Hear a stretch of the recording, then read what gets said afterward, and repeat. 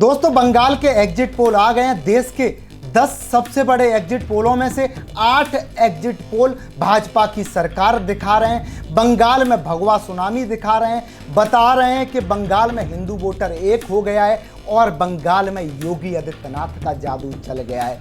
मोदी ने इतिहास रच दिया है, क्योंकि देश के 1 नहीं, 2 नहीं, 3 नहीं, 8 सबसे बड़े एग्जिट पोल ये इशारा कर रहे हैं कि भाजपा इस बार पश्चिम बंगाल में इतिहास लिखने जा रही है। दोस्तों नमस्कार, जय हिंद। मेरा नाम है संदीप और आप देख रहे हैं अपना उत्तर प्रदेश। बंगाल में भगवा आंधी चल गई है, हिंदू वोटर एक हो गया, योगी आदित्यनाथ का जादू चल गया।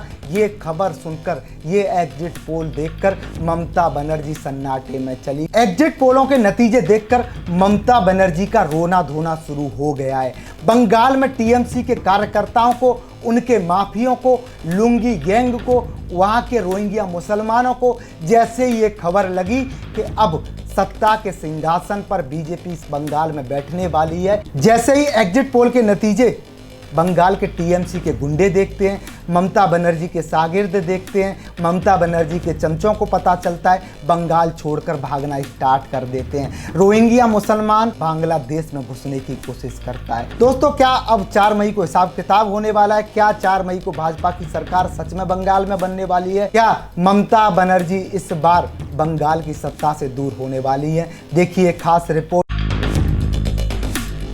आ गया एग्जिट पोल का बाप। आंकड़े देखकर पूरा देश रह गया हैरान। एग्जिट पोल आते ही चीख चीख कर रोने लगी ममता बनर्जी।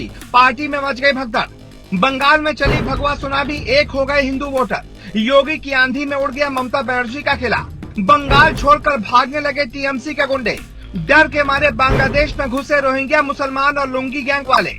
5 मिनट की रिपोर्ट में सबसे आसान भाषा में बंगाल चुनाव का एग्जिट पोल। पश्चिम बंगाल आज सिर्फ एक राज्य नहीं है, आज ये हिंदुस्तान की राजनीति का सबसे बड़ा युद्ध क्षेत्र है। एग्जिट पोल 2026 आते ही बंगाल में भूचाल आ गया है और दिल्ली तक हड़कंप मच गया है। इस बार बंगाल में भाजपा जीत की तरफ आगे बढ़ रही है। ममता बनर्जी का किला दरक चुका है। योगी आदित्यनाथ का जादू बंगाल में चल चुका है। जहाँ जहाँ योगी की रैली हुई, वहाँ वहाँ भाजपा को जबरदस्त बढ़त मिलती दिख रही है। इस बार बंगाल में हिंदुत्व कार्ड पूरी तरह से हिट हो गया है। और अब छठा क्लाइमैक्स सुनिए। एग्जिट पोल के आंकड़े बता रहे हैं कि बंगाल में इस बार भगवा सुनामी उठ चुकी है। अब सीधे सीटों पर आते हैं, क्योंकि बंगाल में बात सिर्फ भाषणों की नहीं, बात अब सत्ता की कुर्सी की है। पश्चिम बंगाल में कुल 294 सीटें हैं और बहुमत का आंकड़ा है 148। एग्जिट पोल 2026 के मुताबिक जो तस्वीर निकलकर सामने आ रही है, वो ममता बनर्जी के लिए खतरनाक है। भारतीय जनता पार्टी को अनुमानित तौर पर 140 से 165 सीटें मिलती हुई दिखाई दे रही हैं। वहीं टीएमसी 115 से 140 सीटों के बीच सिमटती दिख रही है। कांग्रेस और वाम का हाल ये है कि वो 5 से 15 सीटों पर ही अटकते दिख रहे हैं और बाकी छोटे दल 0 से 4 सीटों के आसपास। अब समझिए इसका मतलब क्या है। इसका मतलब साफ है, भाजपा बंगाल में बहुमत की दहलीज पर खड़ी है और कई सर्वे तो सीधे सीधे कह रहे हैं कि इस बार बंगाल में भाजपा सरकार बना सकती है। और यही वो लाइन है जिसने टीएमसी के अंदर डर पैदा कर दिया है। अब सवाल ये नहीं कि मुकाबला टाइट है या नहीं, अब सवाल ये है कि ममता का किला बचेगा या टूटेगा। और एग्जिट पोल की हवा बता रही है कि इस बार जनता ने मूड बदल दिया है। अब सबसे बड़ा कारण क्या है? सबसे बड़ा कारण है योगी आदित्यनाथ का फैक्टर। योगी बंगाल में रैलियां करने पहुंचे और जैसे ही योगी गरजे, बंगाल की राजनीति में आग लग गई। जहाँ जहाँ योगी ने मंच से जय श्री राम बोला, वहाँ वहाँ हिंदू वोट एकजुट होता दिखाई दिया और जहाँ जहाँ हिंदू वोट एकजुट हुआ, वहाँ वहाँ टीएमसी का गणित बिगड़ता चला गया। ये वही बंगाल है जहाँ सालों तक कहा जाता था कि भाजपा यहाँ टिक नहीं सकती, लेकिन इस बार एग्जिट पोल बता रहे हैं कि भाजपा सिर्फ टिक नहीं रही, भाजपा सीधे सत्ता की तरफ बढ़ रही है। और भाई, ये सिर्फ राजनीति नहीं, ये जनता का गुस्सा है। बंगाल में लोग लंबे समय से कह रहे हैं कि चुनाव आते ही हिंसा शुरू हो जाती है। कहीं बूथ पर धमकी, कहीं मारपीट, कहीं वोटरों को रोका गया, कहीं झड़पें। लोगों के मन में एक सवाल बैठ गया, अगर लोकतंत्र है तो डर क्यों? दूसरी तरफ भ्रष्टाचार के आरोपों ने टीएमसी को अंदर से खोखला कर दिया है। सरकारी भर्तियों में घोटाले, नेताओं पर गंभीर आरोप। जनता के बीच ये चर्चा है कि सिस्टम बिक चुका है और अब जनता के मन में ये बात बैठ जाती है तो फिर सरकारें टिकती नहीं है। अब इस चुनाव में एक और बड़ा मुद्दा उभरा है, तुष्टीकरण बनाम हिंदुत्व। एग्जिट पोल का संकेत यही है कि इस बार बंगाल में हिंदुत्व कार्ड ने आंख पकड़ ली है।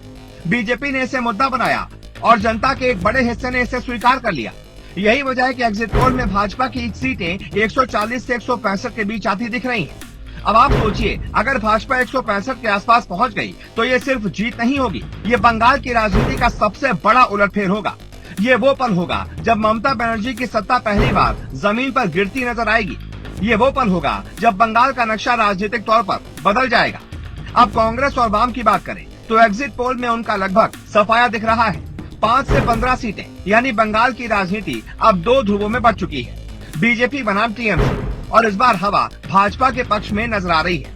अब इमोशनल बात सुनिए, ये चुनाव सिर्फ नेताओं का नहीं है, ये चुनाव बंगाल के किसान का है, बंगाल के युवा का है, बंगाल की महिलाओं का है। युवा बेरोजगारी से परेशान है, किसान महंगाई से परेशान है, महिलाएं सुरक्षा की चिंता कर रही हैं और आम आदमी चाहता है कि बंगाल में कानून का राज हो। एग्जिट पोल इसी जनता के मन का आईना है।